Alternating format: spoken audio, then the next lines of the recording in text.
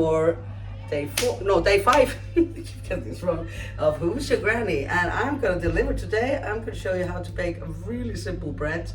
And I must say, I feel like we have been cheated, like my generation, I'm born in 81, out of just all these things. Like I've always, my whole life, like eaten store-bought bread, you know, which then there's nothing wrong with that. Like my mom worked out and, you know, she's, you know, who's gonna bake the ducking bread, right? But oh my God, it's so easy to bake a bread. Did you know? Like I didn't.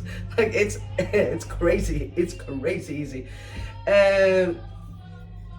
So yeah, I feel like it's like this has been kept from us. So I'm gonna show you how to make it, because I just learned how to make it like maybe like last spring or something. So I'm using here a recipe that I got from a friend of mine, Loa, and it's super easy. So what you need is 500 grams, half a kilo of flour. Usually you can get flour, like at least like I only just recently learned this. Like you can use any flour you want, obviously, but there are usually, it depends on where you are, there are 2 types of flours that you can get. One is more for cakes and one is more for bread. I think you're fine with any kind of flour. Since I have known this now, I'm going to use the one that says like this is better for bread, this is better for, but like any flour. Half a kilo of flour, half a teaspoon of yeast. What did I have my yeast? Dry yeast. And then a bit of salt, and then you just need warm water. So I like, it's insane. It's like 1, 2, 3, 4 ingredients, and mainly just, yeah, you need half a kilo of this. So I mean, it's very cheap. I mean, it's also cheap to buy store-bought bread, but it's really nice. And so the only trick with this, actually, I made it a couple times now. What you do need is a Dutch oven. I actually have something, yeah, I had stew in this, so I have to, that's okay, because I won't make this until tomorrow morning. So you need like a Dutch oven kind of apparatus. This is like really old. I got this from my Granny Elsa. When she taught me how to make kleiner, she just passed away a couple of weeks ago. I just have to show you how to make her kleiner as well, yes. But yeah, you do need a Dutch oven, or like somewhere you could bake it in and have a lid on it. So maybe that would stop you, but many people have this, right? I mean, I had this. So that is what you need. I think you should be able to do this just like with your hands. But I'm using my mixer because I have one. I mean, otherwise it would just be insane. So here is my mixer, can you see? Yeah. So what you want to use is this one here for kneading the dough, right? Oh, it's a bit dusty. God, no way, Tinna. Well done, Tinna. Well, it's just a bit of bread on it anyways. I'm gonna get my beer, because yes, I'm filming this straight after the show yesterday, because it's quite late. Because that's the only difficult part about the bread making, is that you have to let it rise for like 10 to 12 hours. So the best time to do this, I have found, is to do the dough at night just before you go to bed, and this literally takes like under 5 minutes, I promise. So it's like after cleaning up the kitchen, I will throw this together, and then you just have to have it, let it rise until tomorrow. So for me, the best way to do it is to do it at nighttime before I go to bed, and then in the morning when I get up, it's ready, right? But I mean, it depends on how your schedule is, of course, but it does need to rise for like, no, it's not 10 to 12, it's actually 12 to 14 hours. So at least like, yeah, at least 12 hours. Yeah, let's get to it. You do also need a scale or some sort of measurement. Okay, so first thing first, oh, my apron.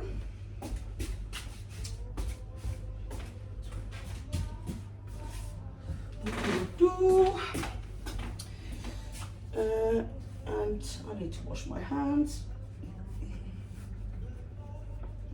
Your touch.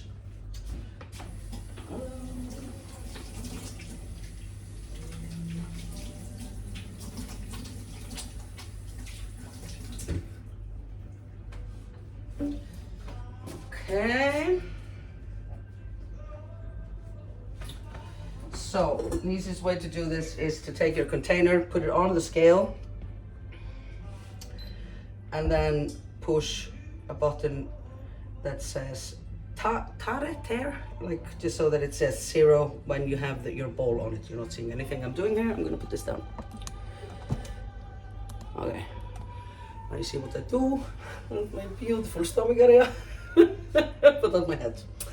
At least you don't see when I'm smoking.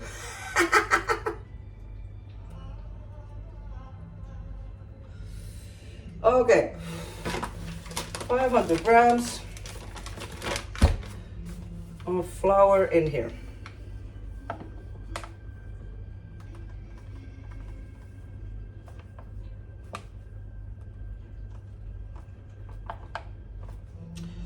Okay, 509, that's close enough. Well, we're just gonna put this here on the mixer. Put this here.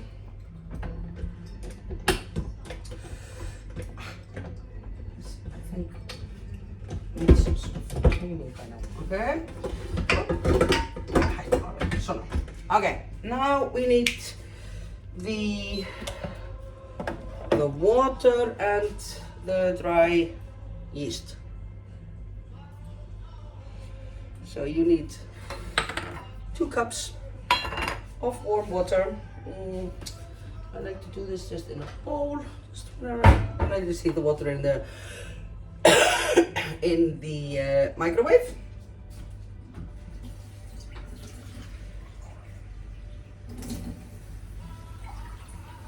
Ah, no, yes, I remember now.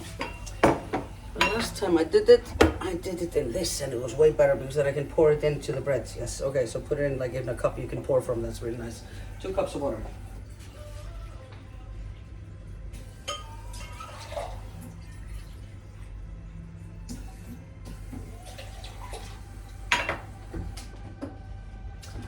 And I think I put this on like 30 seconds.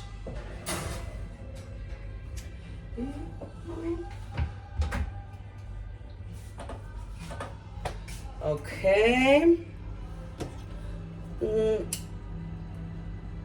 Water in the microwave. A microwave. Then we need our little.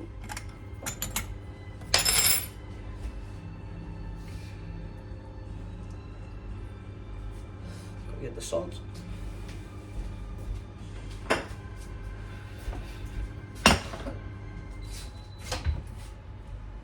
Okay, 30 seconds in the microwave. And you want it to be, no, it's not warm enough. You just want it to be like lukewarm so that it's basically when you put your finger in it, inside, you don't feel it. Let's put it on 15 seconds more. I think it's very becoming when I like crouch to talk to you.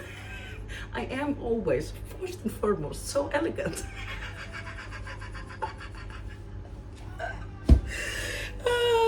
Okay, yes, 15 seconds.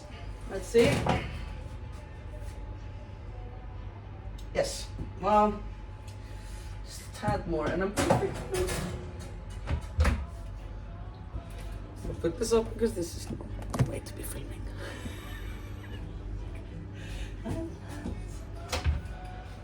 Okay, now it's been almost a minute in there. Yes, this is good. Like, basically, you want to put your pinky inside, and you want to feel nothing. Like it's this it's the heat of your pinky, just lukewarm. Okay, and then we just mix the yeast into this.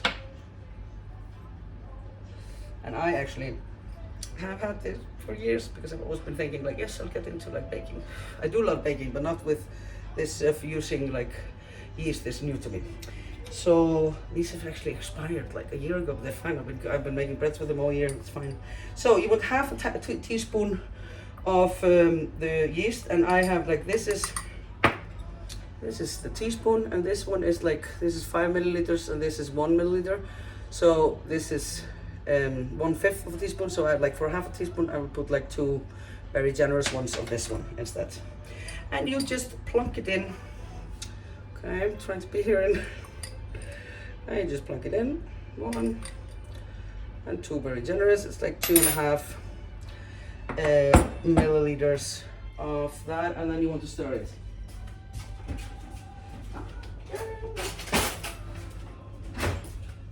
Out by the sea. Yeah. Good with my baby. It's where I'm. Okay, you see it's already like getting frothy, and you just want to stir it in. There's nothing to this really, like stir it in until it's all mixed in. Okay, just looks like this. It's just like groggy water at this point. 1.5 teaspoon of salt into the mixer. It's just like, I don't know, 2 pinches. And then I will like just start mixing it slowly and pour the water with the yeast into it. And just do it a bit slowly so that it gets like time to mix nicely.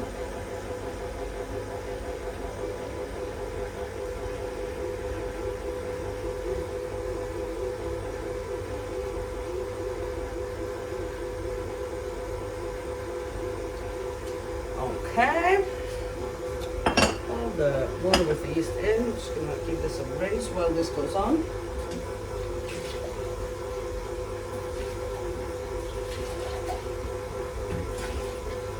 The best baking tip in history is obviously to clean as you go. Okay.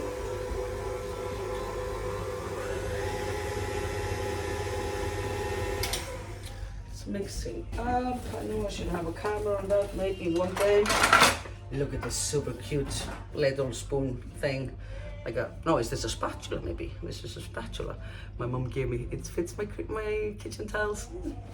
Yeah, so once it's mixed, you just want to get into there on the sides and go like this down all the sides so that there's no loose flour on the bottom. And again, mix just a bit.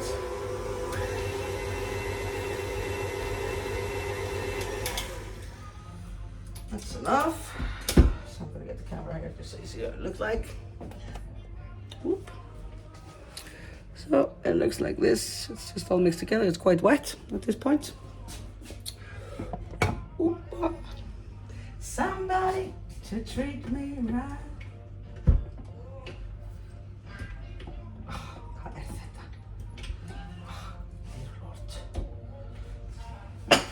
Cleaned everything.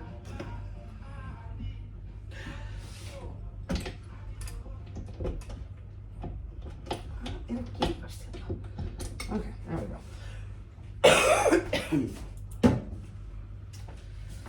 Okay, and now all we have to do is pretty much wait. I'm gonna just do a little bit of this, like scraping the sides out to sort of form it a bit.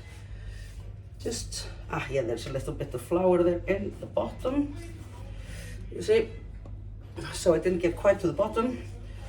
Just gonna mix it in now, or should I give it another stir? No, I don't think I need the machine for this. Just make sure all the flour is mixed in and scrape down the sides a little bit so that the sides are clean. Okay. Come on, cry with me.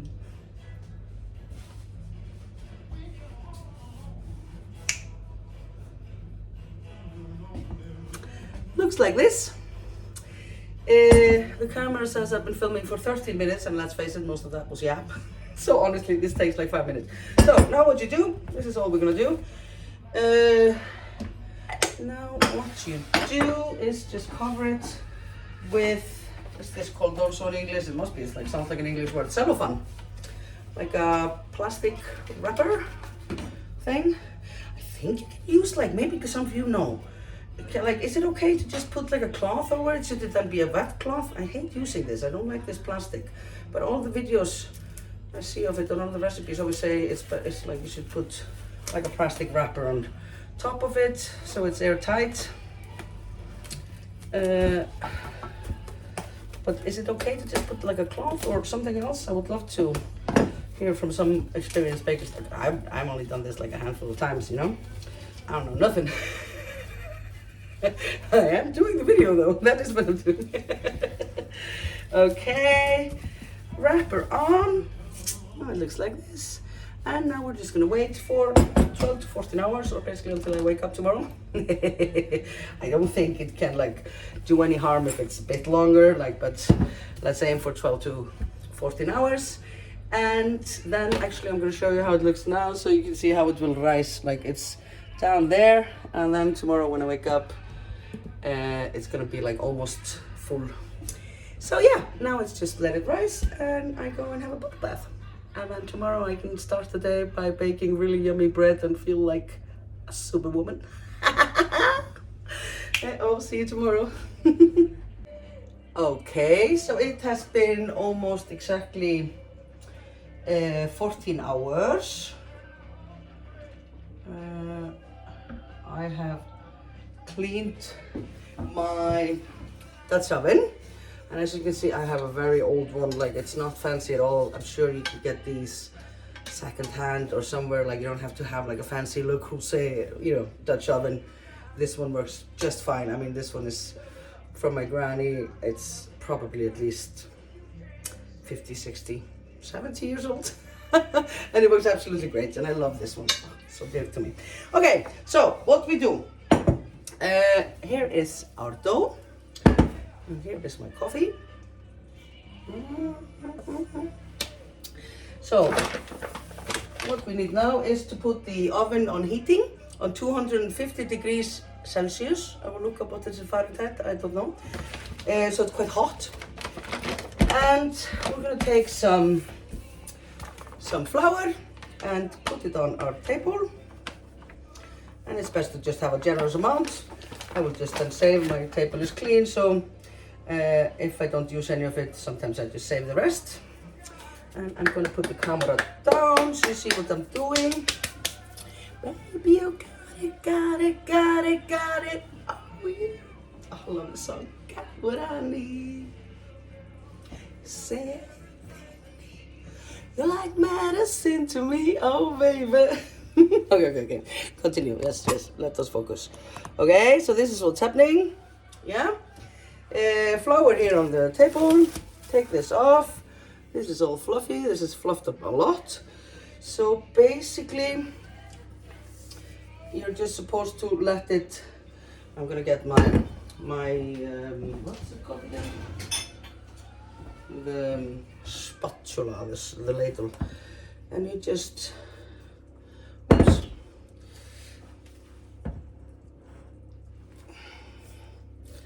Just gonna clean the sides a bit like this.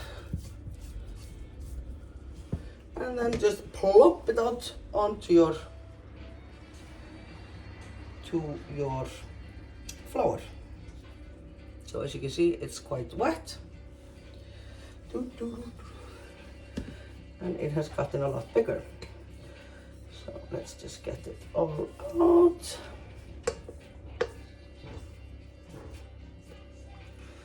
Okay.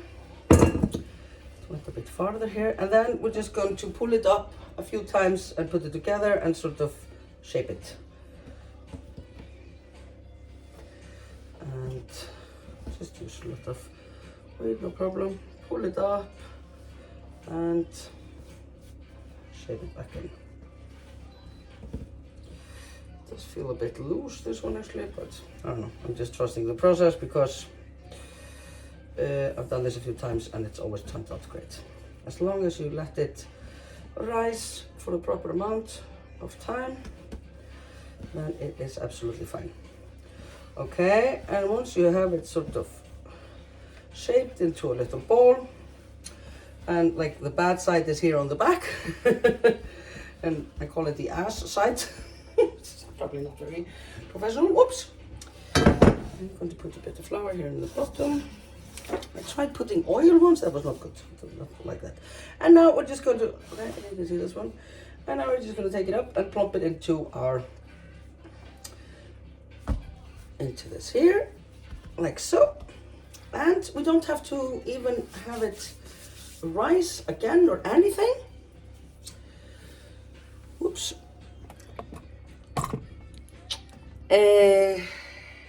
Now now it's just time for baking. So it's just one rice. It's a long rice, it's 12 to 14 hours, but that's the only one you need. So, and then I'm just gonna put the lid on it.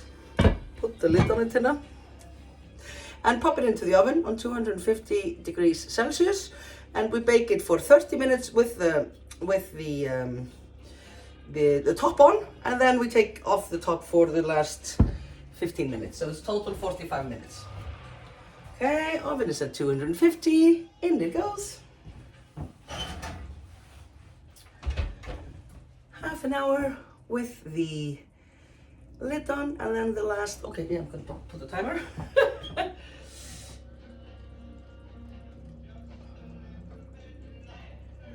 Okay, so it's 45 minutes, and I'm gonna put a timer on my phone as well for the 30 minutes when I take the lid off. Okay, now we wait. This is in total taken like what? Less than 10 minutes, right? Minus the yapping and dancing.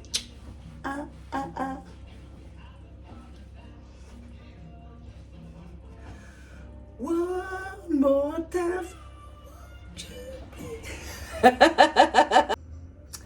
Okay, it's been 30 minutes. There was some sort of a power failure in my kitchen, but I think it's okay. So now I am just going to take the lid off and show you. Hopefully it looks good. Okay, so pop the lid up. Oh yeah, it looks good. So now it's quite white. Maybe it should be a bit browner, but for the last 15 minutes, oh, this is hot. Ow, ow, ow, ow. For the last 15 minutes, oh yeah, it looks good. Last 15 minutes, you leave it like uncovered, and then it gets like golden brown, or golden, just golden, period. Okay, 15 minutes more, timer.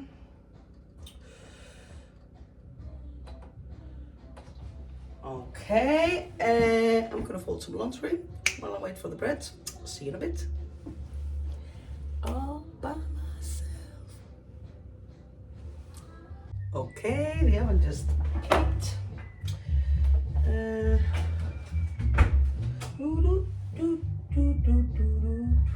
God, I didn't handskin. Okay, oh, it's looking good.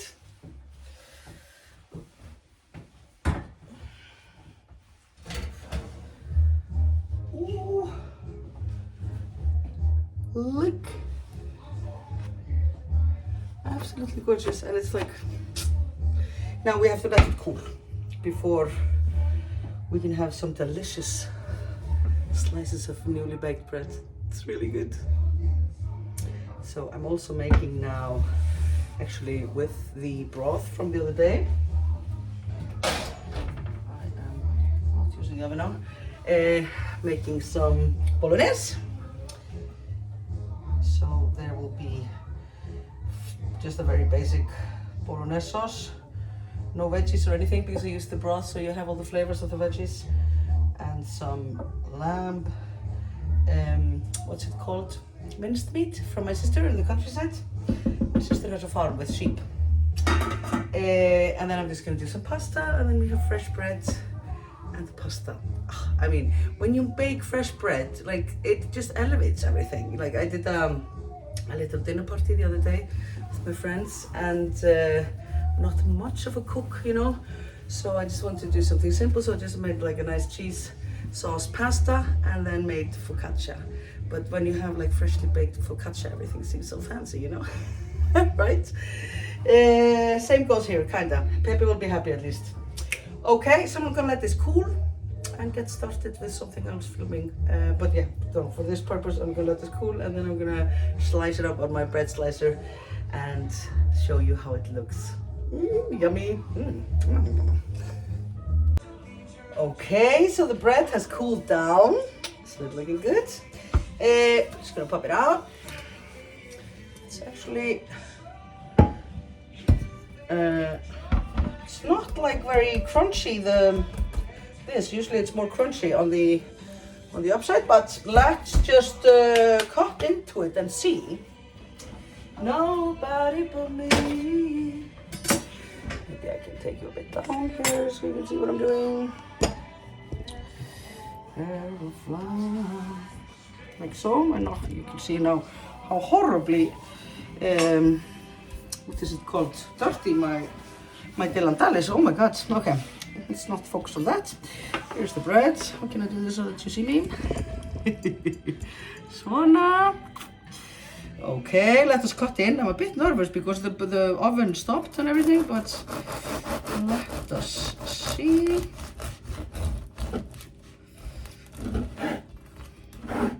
Ah, looks beautiful. Super soft and nice. This kind of looks like sourdough, but it's not. I'm gonna get my bread knife, my bread cutter. So I got this here, 15, it's like very old.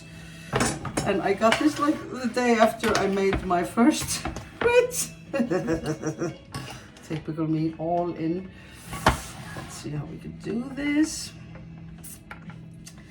And I think it's best to slice it up with this one, because it's just easier. I put a little bit too much flour in the bottom there. I don't think I should do that. Also, again, all tips you have on bread making, I'm very interested because I'm like a total novice. So this is like my, let's say like 10th bread. Okay, and then we go like this. And then we get nice, even slices. And I like to just slice it all up and have it sliced, because it's a bit difficult to slice on your own. So it's just better to look how delicious this is. And it's so soft and spongy. Yummy.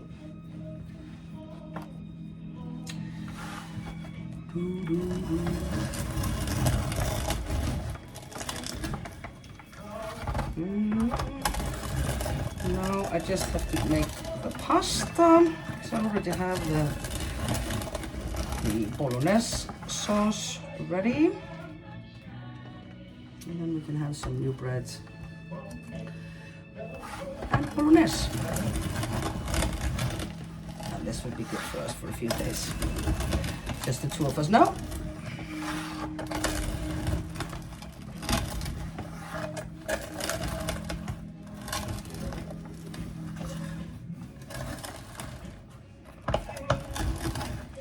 Okay, all sliced up, and whoopa, Jesus, there we go.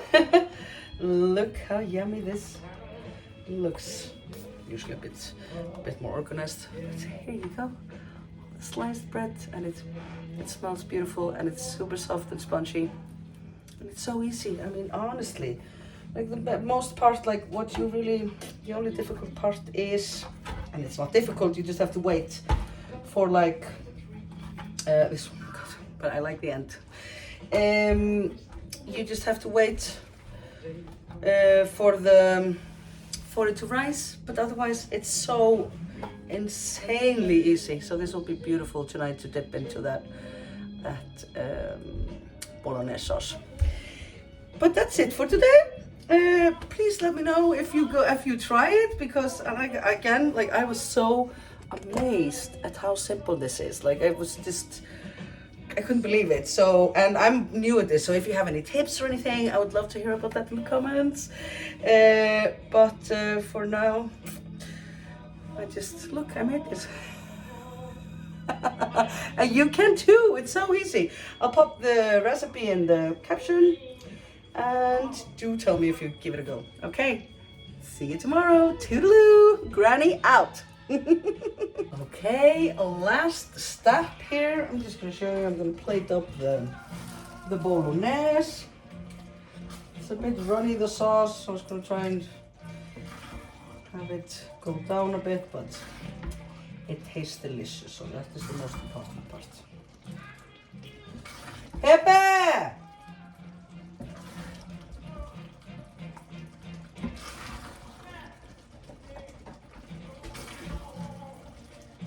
go. Pepe, mate! Looking good, right? Top it up with a little Parmesan.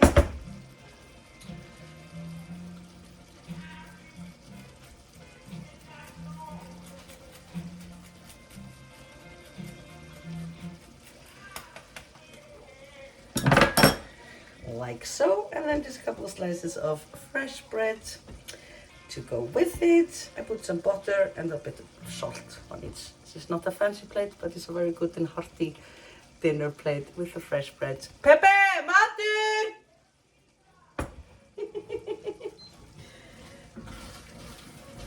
Okay, I want the sauce to go down and not burn it. There we go. Okay, so that's it for today. I had some bread as well, and it's absolutely lovely. Mm. Mm. Fresh bread really is so good.